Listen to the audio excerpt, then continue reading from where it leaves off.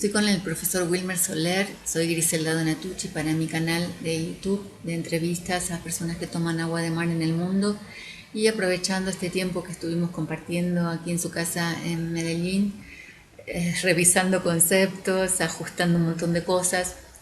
Y bueno, nos quedó pendiente en todas estas grabaciones que estamos haciendo el tema de los metales pesados. Nosotros venimos diciendo los metales pesados se van al fondo, el agua de mar no se contamina, el mar no se contamina, solamente se poluciona. Vamos a ver qué nos dice el profesor. Muy bien. Bueno, ustedes saben por este tema de las esencias minerales, sobre todo para resolver el caso de los metales pesados, ¿cómo se elaboran las esencias minerales? Entonces, se pone un mineral conjuntamente con el agua y lo que se dice es que la vibración del mineral queda en el agua. Pero no solo eso, también algunas partículas, en cuestión de microdosis, también pueden salir del cristal al agua. Y uno dice que el agua queda impregnada de la energía y de algunas partículas de ese mineral, algunas, muy pocas. ¿Qué sucede con un metal pesado? Vamos a suponer una barra de aluminio o una gota de mercurio. Si uno tiene una gota de mercurio al agua, en un vaso de agua, la gota de mercurio se va al fondo, ¿de acuerdo? Esa idea está bien. Pero ¿qué pasa? Algunas de las partículas de ese mercurio quedan en el agua, disueltas en el agua. Inclusive son capaces de fijarse a la materia orgánica del agua. El agua de mar tiene mucha materia orgánica.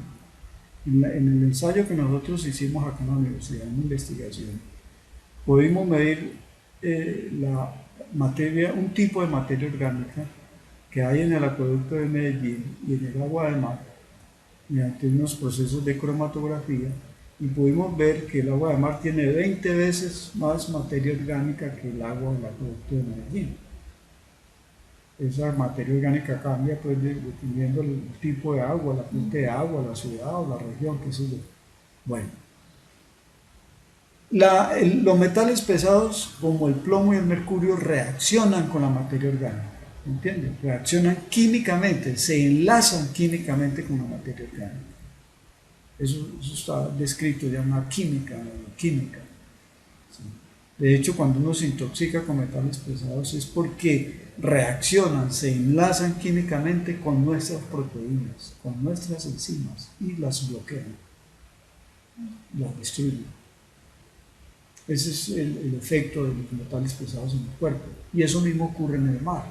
Cuando estos metales pesados llegan al mar, si están de esa manera, claro, la mayor parte van al fondo, pero una parte también queda disuelto en el agua y reacciona con materia orgánica que está en el agua y queda disuelto, no va al fondo. Ahora, eso en cuanto a metales pesados como el mercurio que se está utilizando en la minería. La minería, sobre todo la que se practica de manera ilegal, que no tiene controles, vierte toneladas de mercurio a los ríos, a las quebradas, que terminan en el mar. ¿Y qué pasa? Las aguas quedan contaminadas. Y se ha visto aquí en Colombia, en esta zona de Antioquia inclusive, donde estamos, que las personas que consumen el agua de esos ríos por acueducto, el agua viene contaminada con mercurio. Pero no es que salgan las goticas de mercurio, no. El mercurio que va unido al agua, que está disuelto al agua en la materia orgánica. Ese es el que llega, que no se ve. Tú no ves el mercurio ahí en esa agua, te la tomas. ¿Cómo se detecta entonces? Porque las personas se están enfermando gravemente, están teniendo malformaciones congénitas. Niños que nacen con malformaciones. Las personas se están enfermando. Anemias y todo tipo de enfermedades de los huesos y problemas se están contaminando y las enfermedades son graves porque están tomando un agua de río que viene contaminada de mercurio, con un mercurio que no se ve, que viene disuelto en el agua, en la materia orgánica, o simplemente partículas de mercurio que vienen disueltos en el agua, que se escapan de ese que se fue al fondo. Pero eso sigue liberando y liberando y liberando. Entonces no es te correcto. podrás imaginar cuánto tiempo dura contaminado un agua de estas después de haber hecho un daño de esta naturaleza. Y que eso va al mar y los peces están utilizando el plancton, y el plancton está utilizando la materia orgánica que ya viene contaminada con metales pesados. Eso está en la cadena alimenticia.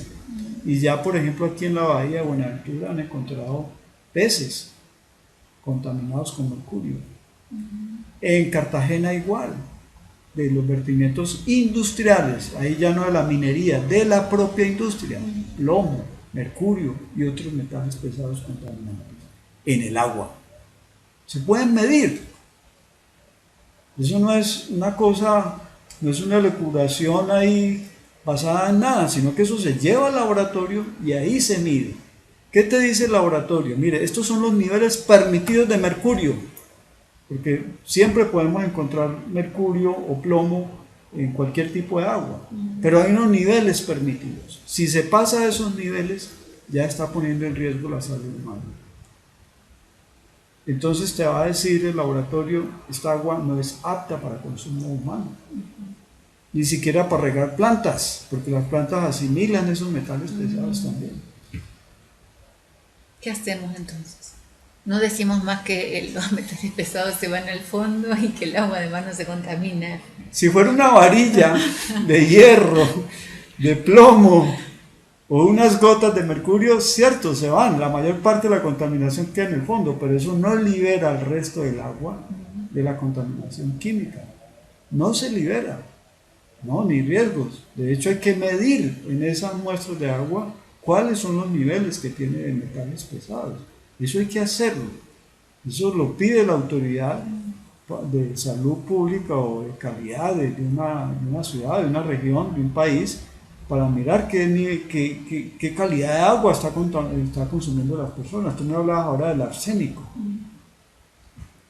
Si estuviéramos frente al arsénico elemental, es claro, sólido y tal, pero cuando ya hablamos en el agua, de parte del arsénico se disuelve en el agua y queda en el agua, y el agua está contaminada. Tú la tomas y no ves el arsénico, pero cuando miras la olla y ya ves ahí lo que queda pegado al hervir, dice aquí hay algo que no va bien.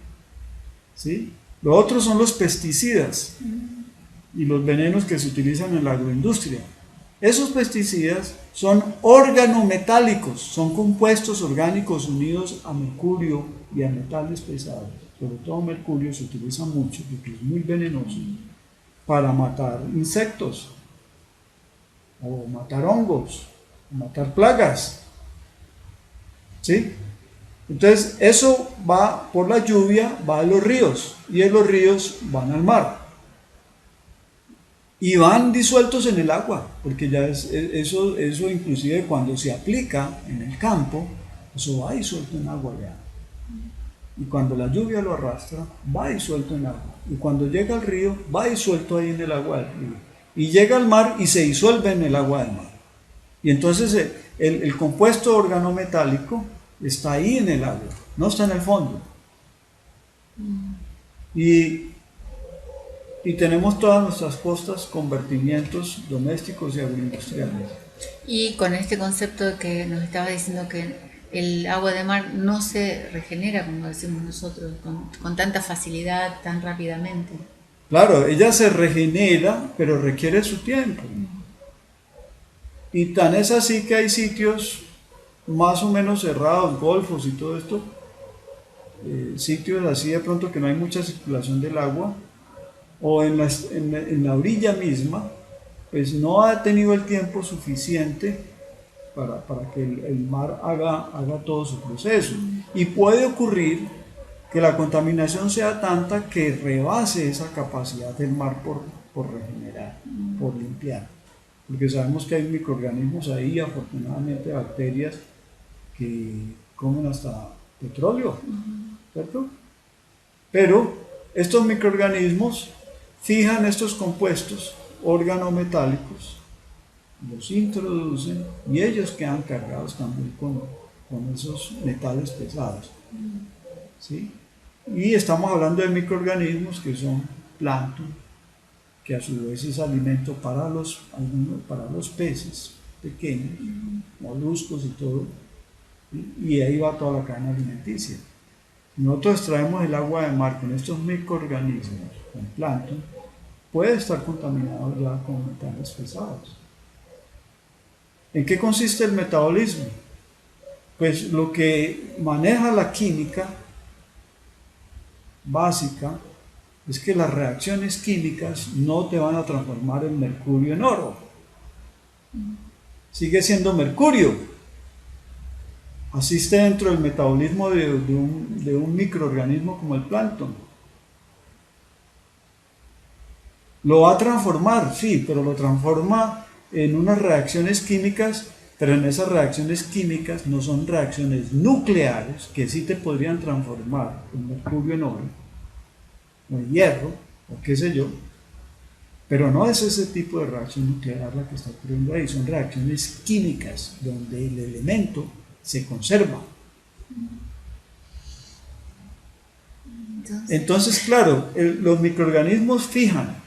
La materia orgánica sí la transforman, el petróleo lo transforman y lo convierte en comida, pero los metales pesados no son fuente de energía, no lo transforman, no lo convierten en otro elemento distinto al metal pesado. Entonces, ¿cuál es la descontaminación de metales pesados de que estamos hablando? Si estamos extrayendo un agua de mar que no está siendo tratada adecuadamente para poder eliminar esa contaminación. ¿Y cómo la tratamos adecuadamente para eliminar esa contaminación de metales pesados? Mira, pues una posibilidad, desde luego que es muy costoso descontaminar de metales pesados. Retirar esos metales pesados del agua ya requiere utilizar, por ejemplo, carbón activado, que los metales pesados están unidos a la materia orgánica y la materia orgánica se fija al carbón activado. Por ejemplo, los filtros que son caseros son muy buenos, porque uno toma el agua que viene de la llave del acueducto, la pasa por filtros de cerámica, la cerámica retiene microorganismos que pueden ser patógenos o no. El carbón activado te retiene materia orgánica, metales pesados también que se pueden fijar ahí directamente al carbón activado. Pero esto sería un proceso engorroso con el agua de mar. Tenemos que utilizar todo un sistema de filtros y a la final no tendríamos metales pesados, pero tampoco tendríamos cobre, hierro, zinc, o sea, no tendríamos los oligoelementos, claro, porque también quedarían en el carbón activado. Entonces no sería algo muy bueno en el agua del mar. Es muy bueno en el agua del acueducto, pero es que precisamente la bondad del agua del mar es la presencia de estos nutrientes que son oligoelementos, que inclusive también tiene plomo y mercurio el agua del mar naturalmente, pero en unos niveles muy bajos que no nos van a producir mayor problema. De hecho, se ha descubierto en estudios décadas pasadas, hace poco, que el mercurio es necesario en el organismo. Se han hecho experimentos con ratas en las cuales se les quita cualquier cantidad de plomo, y las ratas se enferman y se mueren. No se sabe qué papel, qué función tiene el plomo, pero parece que dentro de poco lo vamos a tener como un oligoelemento esencial en el cuerpo, pero obviamente a unas cifras bajas, muy bajas. No a los niveles que estamos expuestos en las grandes ciudades donde estamos respirando un aire contaminado con plomo o aguas contaminadas con metales pesados, con mercurio y otros problemas. Entonces descontaminar de metales pesados no está fácil en el agua de mar, porque ya habría que someterlo a unos procesos físicos que ya prácticamente se perderían también cualidades buenas del agua de mar. En este caso, ahí también está la ósmosis inversa. La ósmosis inversa puede quitar esos metales pesados, pero también retendría magnesio, calcio, bueno, qué sé yo, pues provocaría Es lo que se usa en las costas para tener un tipo de agua potable obtenida a partir del mar, que ya no está salada, pero se han retenido también muchos minerales buenos. Entonces, por eso te digo que es complejo. ¿Qué es lo recomendable?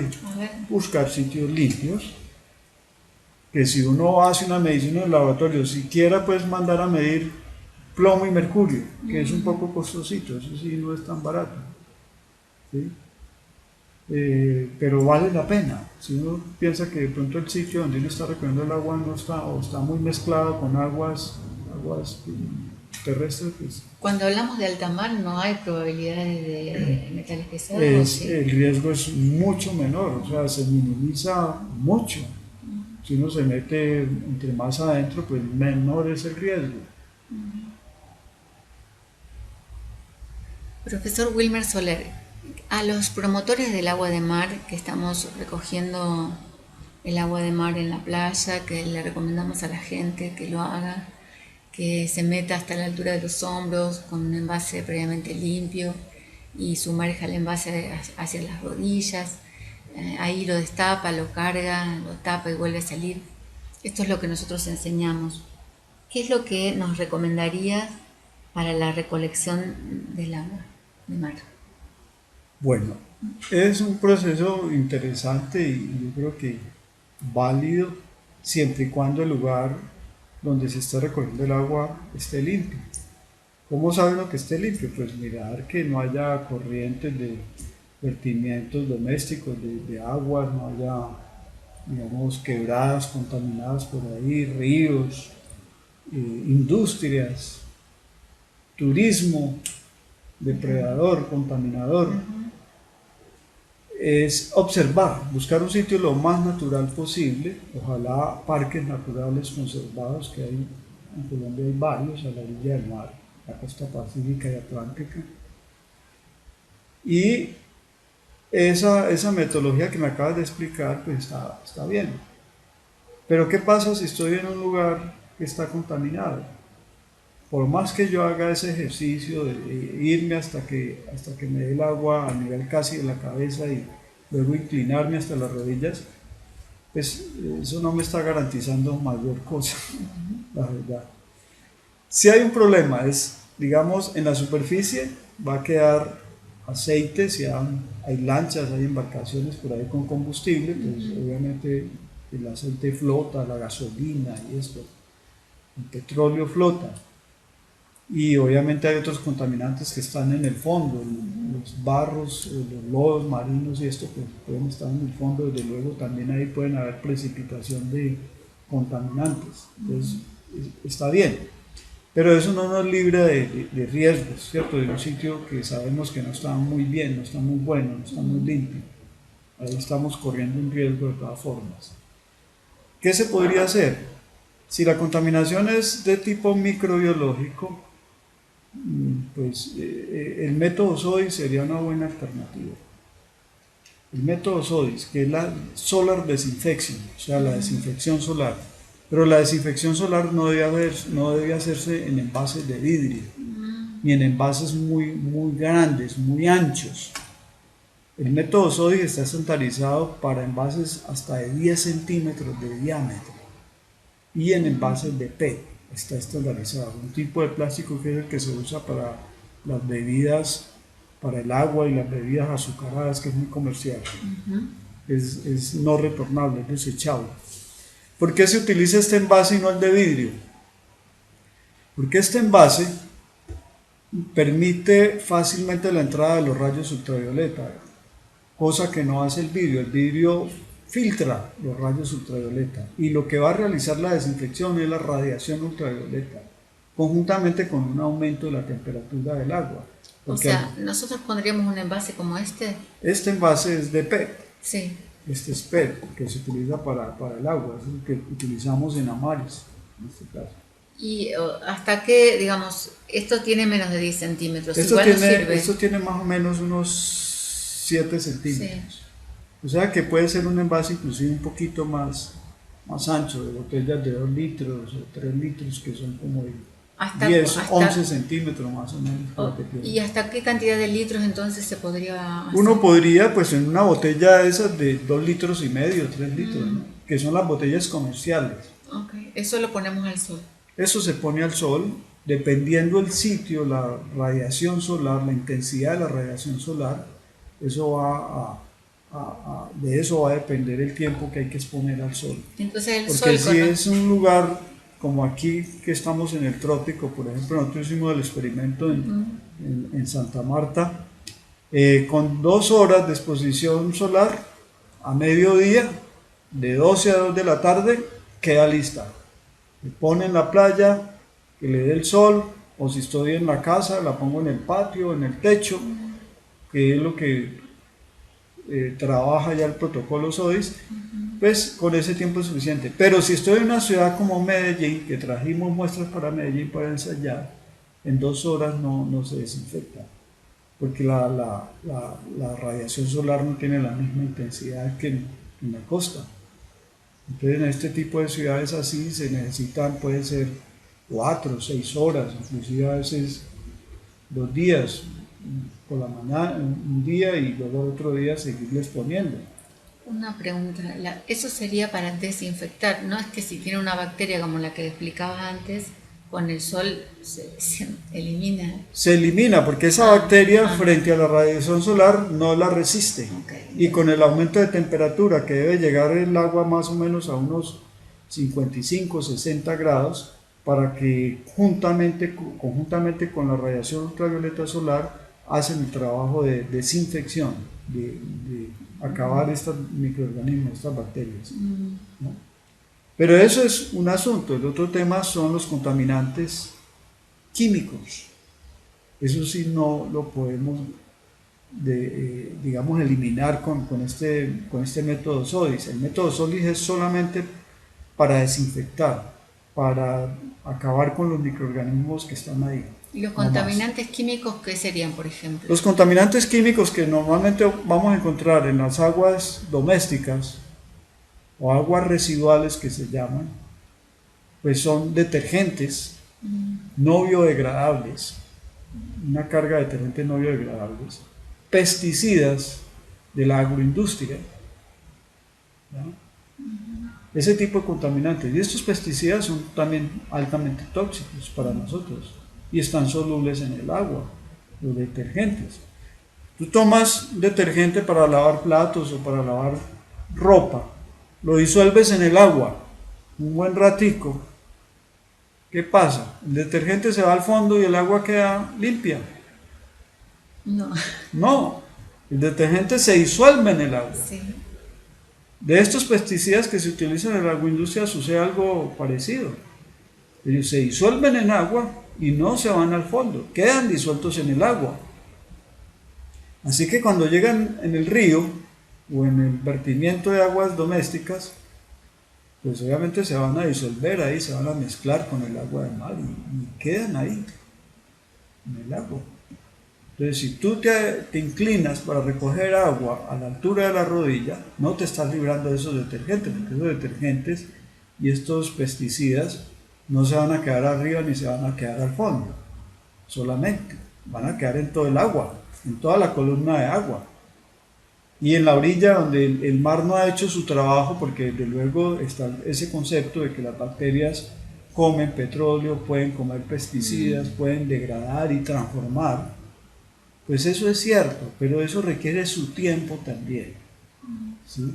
Y si yo hago eso un poquito adentro, mar adentro, pues desde luego el mar ahí ya ha hecho su trabajo, hay mayor dilución y obviamente el riesgo es menor. Si yo me meto un poquito con una balsa mar adentro, un poquito, o bastante, suficiente distancia, y obviamente me libro pues de todo ese problema. Pero si yo recojo la orilla tengo que tener en cuenta ese factor. Y cuando cosechamos el agua en una lancha, mar adentro, 2 preguntas: ¿a qué distancia mínima? ¿Y cómo se hace con el combustible que tiene la lancha también al recoger el agua?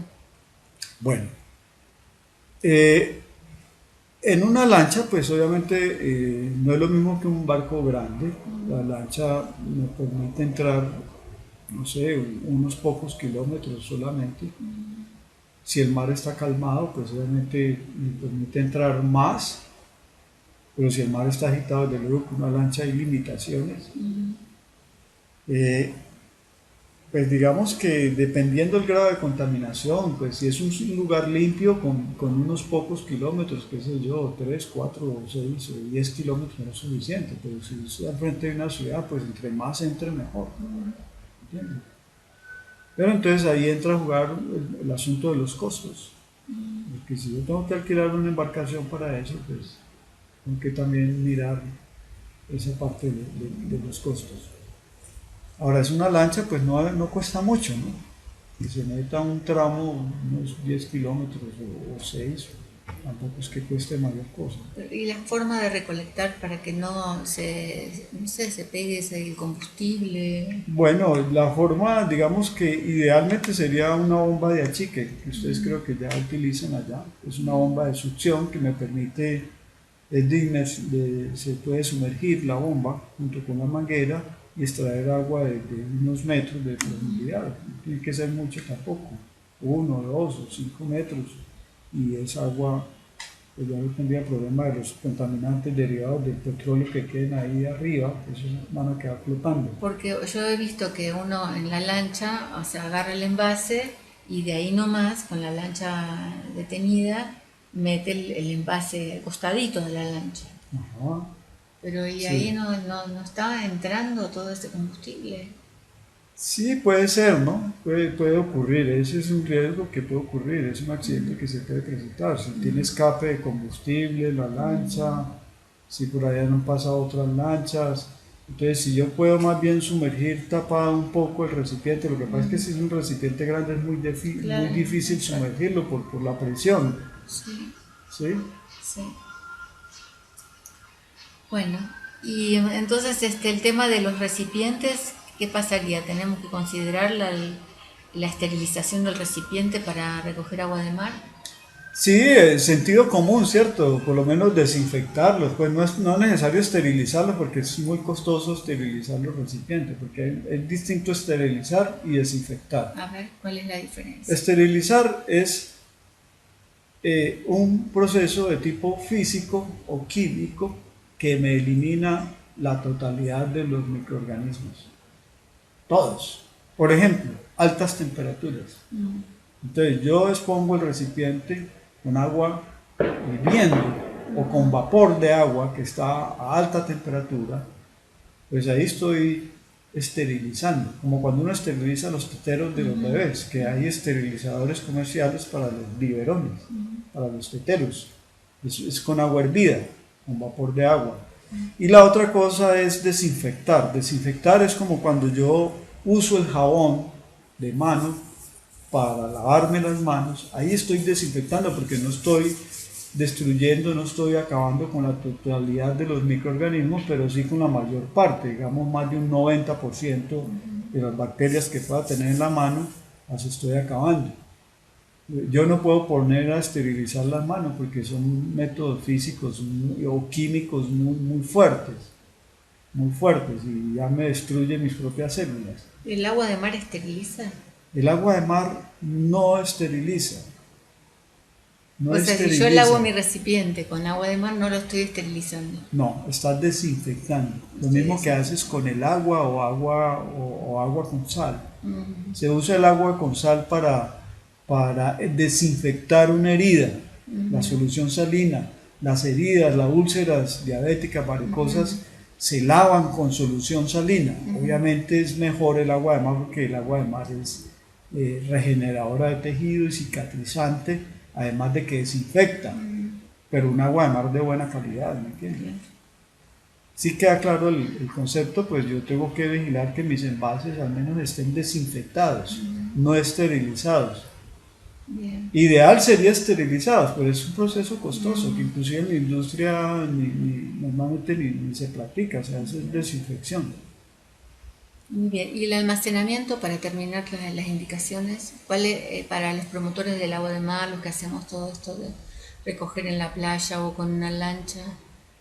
Todas estas indicaciones, lo del almacenamiento, ¿qué recomendación? También sentido común como cuando uno va a almacenar comida, ¿sí? Porque esto es un alimento. Entonces, ¿cómo almacenas tú tus alimentos en tu casa? ¿Cómo Bueno, haces para librarte de los bichos, de los insectos en la casa, donde están los alimentos? claro, se mantiene todo limpio, Exacto, algunos van en la heladera, otros... exacto. Mantener todo limpio, eso es lo importante, ¿cierto? Mantener una zona limpia que no esté expuesta a roedores que nos pueden causar problemas con sus desechos, sus heces o su orina. La orina de rata es peligrosísima, ¿sí? Y otro tipo de insectos, entonces vigilar eso. ¿Y tapado? ¿O porque hay gente que dice que es mejor dejarla destapado para que se oxigene? Pues destapado tiene el riesgo de que se contamine más fácil, desde luego. Destapado es más riesgoso. Yo no aconsejaría destapado, a no ser de que uno esté en un sitio, digamos, muy protegido, cerrado, ¿sí? Bien conservado. Pero así, normalmente no aconsejaría dejar el destapado, porque se expone al aire, a qué sé yo, ¿Y lo de la sustancias químicas del oxigenación cómo es ambiente. entonces? Pues mira, el problema, el asunto de la oxigenación, pues yo diría que uno lo podría hacer en el envase, ¿no? Cuando uno la tenga en un envase y abrir la tapa y agitarla, dinamizarla. Pero indudablemente pues que no estamos en las condiciones de mar abierto donde está el oleaje y el aire, y un tipo de aire distinto, limpio. Pero aquí lo que estamos aprovechando son los nutrientes que están ya en el agua de mar. Y el agua de mar tiene gases disueltos ahí ya. ¿Sí? Pero el riesgo, claro, sería bueno oxigenarla, pero el riesgo de mantener el agua destapada, Bueno, entonces la conclusión sería que la tengamos tapada. tapada. ¿Algún detalle más de recomendación? No, no. Muy bien. Gracias, profesor Wilmer Soler. Los metales pesados, tapados. Sí, los metales pesados lo ponemos ahora o en un video aparte. Aparte. En un video aparte. Vamos a ver este video en el canal de YouTube de Griselda Donatucci. Estás llamando por todos lados. Bueno, la ósmosis es un concepto muy bien definido en la biología.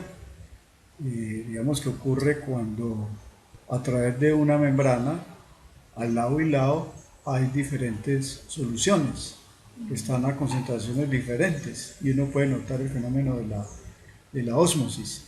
Si en un lado yo tengo una mayor concentración de una solución, como puede ser el agua de mar, y adentro de la célula, en este caso una bacteria, la concentración es menor, es menos salado, el fenómeno de la ósmosis se resuelve pasando líquido de donde está, pasando agua de donde está, menos concentrado, o sea, de adentro de la célula, de la bacteria, hacia afuera, ¿sí? Para tratar de equilibrar las concentraciones.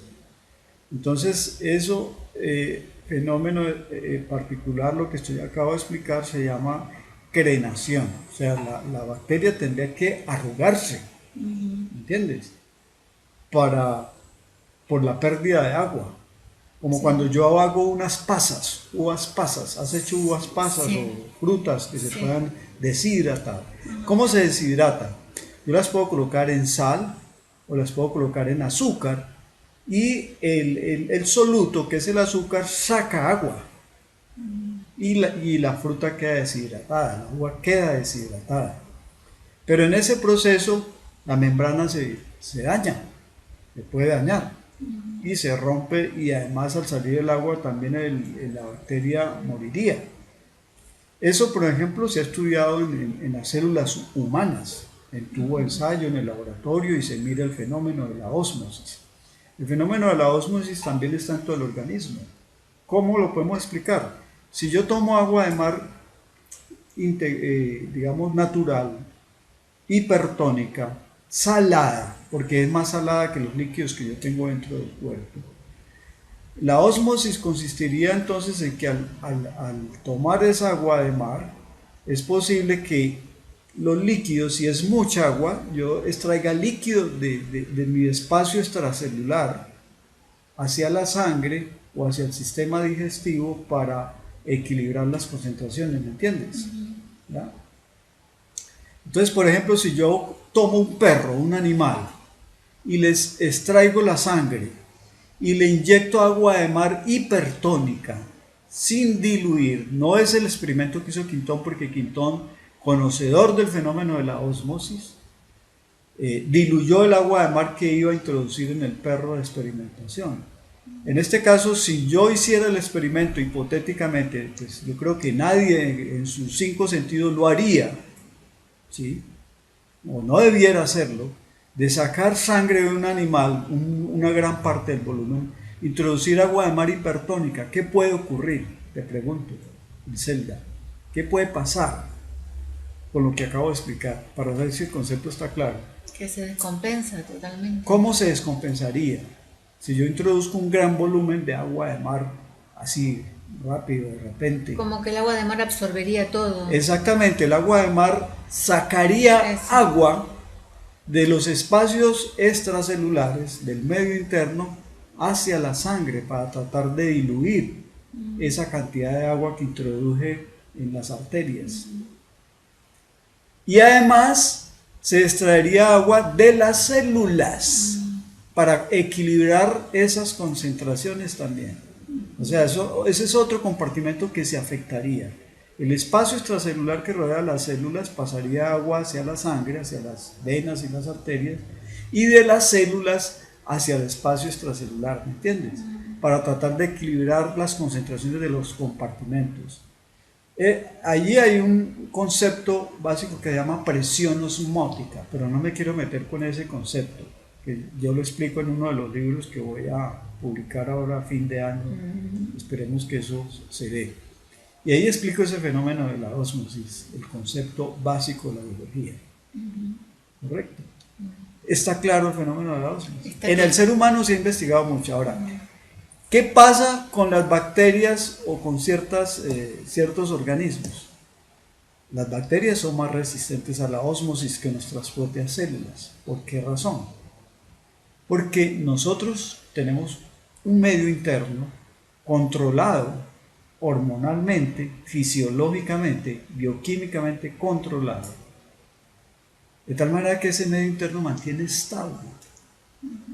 Y ahí el riñón cumple un papel fundamental. El riñón trabaja, no es un filtro pasivo como de café, no es un filtro, simplemente él trabaja para mantener esa ósmosis dentro del cuerpo. Por ejemplo, si yo ingiero una gran cantidad de agua de mar hipertónica, ¿qué hace el riñón?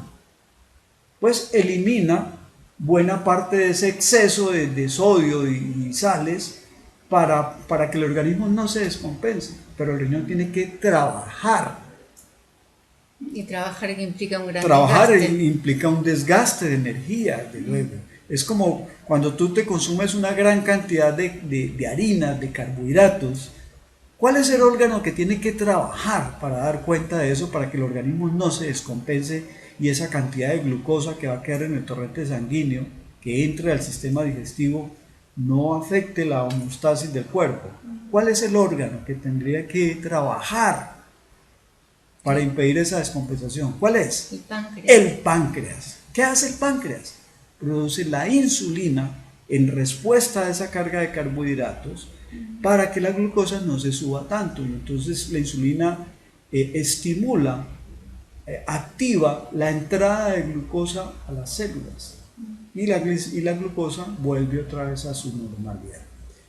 Obviamente eso tiene sus problemas que ya te he explicado, porque mantener unos niveles altos de insulina, eso es un factor de riesgo para muchas patologías crónicas que se van desarrollando con el tiempo.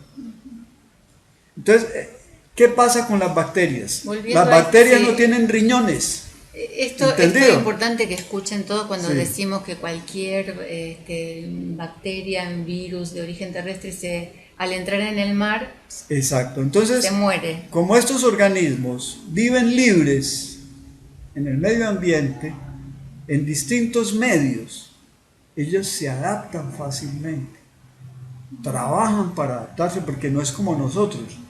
Las bacterias no tienen un sistema como el nuestro, de tipo renal o hormonal sofisticado como el que nosotros tenemos, no están cohesionadas de la manera como está nuestro cuerpo, que somos un organismo superior, como un complejo, con una homeostasis, que esa homeostasis es la que le permite la vida a las células nuestras.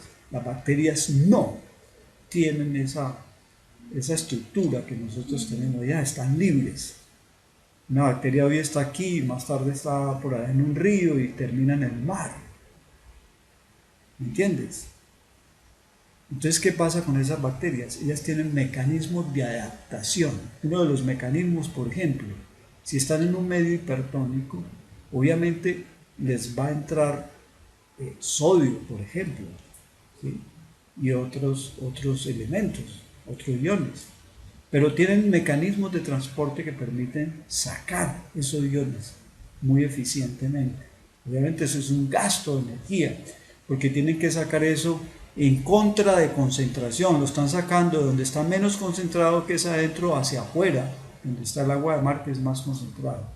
Pero esos mecanismos son muy eficientes en las bacterias y eso les permite adaptarse muy bien. Ahora, no puedo generalizar que todas las bacterias tienen la misma eficiencia, hay unas más resistentes que otras.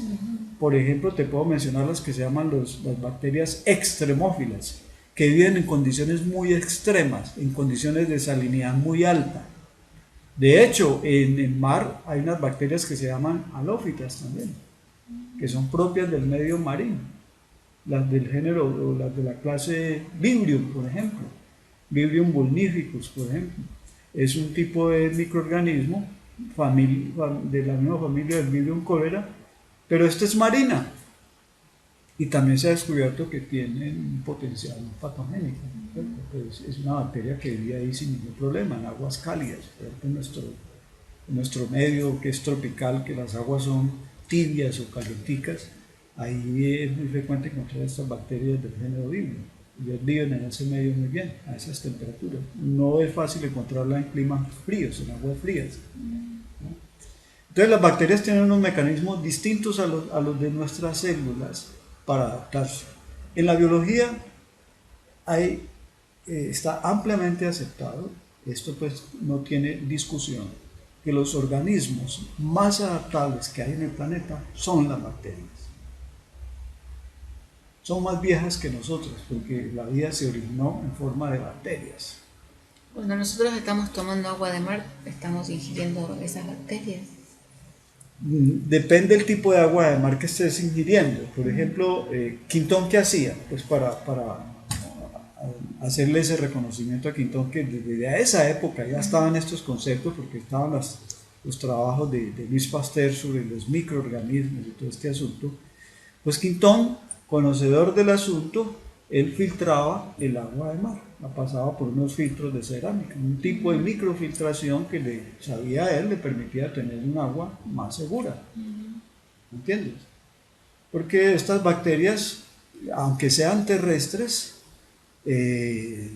no van a destruirse en cuestión de minutos o de pocas horas, no, pueden durar meses. Nosotros hicimos la investigación que ya está publicada, que yo te envié, donde mostramos cómo sometemos el agua de mar recogida de orilla, 15 muestras contaminadas, la sometimos a una cuarentena de 5 meses, un poco más de 5 meses, e inclusive hicimos una medición al mes y al mes tenían la misma carga de bacterias, de colonias, y a los 6 meses de las 15 muestras contaminadas, habían 5 que todavía continuaban con contaminación microbiológica, o sea, 10 se desinfectaron, y eso es bueno, porque el agua de mar está mostrando un poder que llamaríamos bacteriostático, o sea, estabiliza la población de bacterias, no las deja crecer, pero tampoco las desaparece inmediatamente, como se ha creído generalmente pues, en algunos círculos. Eso no es correcto. Entonces, el fenómeno de la ósmosis, hay que saber en qué contexto estamos hablando de la ósmosis. Una cosa es en el ser humano, el fenómeno de la ósmosis que lo acabo de explicar, y otra cosa es en unos microorganismos como las bacterias, que no tienen órganos como los riñones o otros sistemas de estabilización, de homeostasis como las hormonas, y en el caso de las bacterias que tienen una vida libre en distintos medios y que se adaptan muy bien, pues ellas son más resistentes al fenómeno de la osmosis. Bueno. ¿Está claro, Griselda? Sí, vamos a hacer otro video con las Entonces explicaciones. pero yo propongo un experimentico para que ustedes lo hagan. A ver. 1. Recojan muestra de agua de mar, digamos unos 3 o 4 litros de donde ustedes usualmente la recogen. Lleven una muestra de esas, apenas la saquen, 1 litro, la llevan a un laboratorio de microbiología, de bacteriología, para que le hagan un análisis de bacterias, de coliformes, pseudomonas o qué sé yo, una o 2 o 3 microorganismos, puede ser coliformes solamente también, y para que le midan la carga de contaminación bacteriana. Ese dato, con seguridad, les va a dar, seguramente dependiendo del sitio, si es un sitio que ustedes saben que hay corrientes de agua, de vertimientos domésticos y esto, pues seguramente va a estar contaminada. ¿Sí? Guarden una muestra de esos 5 o 6 litros, guarden otro litro para llevarlo al laboratorio al mes, para ver cómo ha cambiado. Y pueden guardar otra durante unos 3 meses y la pueden llevar a los 3 meses a ver qué pasa a los 3 meses. Es más o menos lo que nosotros hicimos, guardando el agua en un sitio como en una vivienda, pues en un lugar fresco. ¿Destapada o tapada? Tapada, porque si es destapada pues se puede contaminar con microorganismos del ambiente. Entonces tapadita. ¿Sí?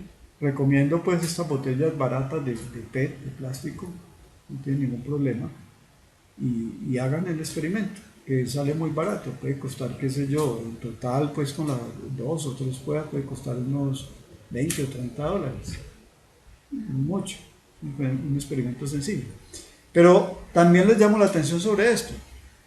Cuando uno toma una muestra de agua, que en todas partes donde hay grupos de amigos del agua de mar, pues se está haciendo, pues si ustedes llevan alguna muestra de esas al laboratorio, es posible que si es un lugar no muy limpio, pues va a salir contaminada microbiológicamente. Pues si la ósmosis fuera un fenómeno tan instantáneo, mientras yo llevo el agua al laboratorio, debieran desaparecer esas bacterias. ¿Sí me entiendes? Sí.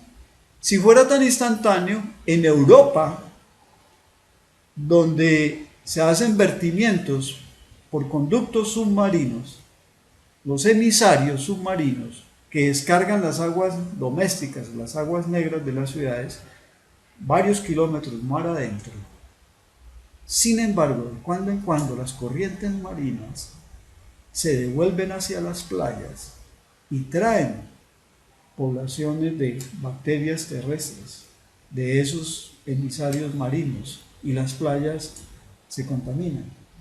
Entonces ponen las banderas rojas o blancas o no sé, verdes, qué sé yo, o amarillas para indicar el grado de contaminación. Si llega a un nivel de rojo, desde luego está indicando que ha habido una corriente marina que trae estos microorganismos desde esos emisarios hasta las playas, hasta las orillas. ¿Cuánto tardó una bacteria desde el emisario hasta llegar hasta la playa? Tal vez horas, o tal vez días. Entonces la ósmosis es un fenómeno así tan instantáneo como para pensar que eso desaparece ya, ¿no? Ellas resisten. Yo conozco literatura donde se ha mostrado cómo los coliformes, que son indicadores fecales, pues de contaminación fecal, y que por sí no es que sean patógenos, aunque hay variantes de coliformes que sí son patógenos. De hecho, estas bacterias hospitalarias, hay E. coli, tipos de E. coli hospitalario que son resistentes a antibióticos y que son patógenos en el ser humano y que están causando crisis hospitalarias, por lo menos aquí en Colombia, y son un tipo de E. coli.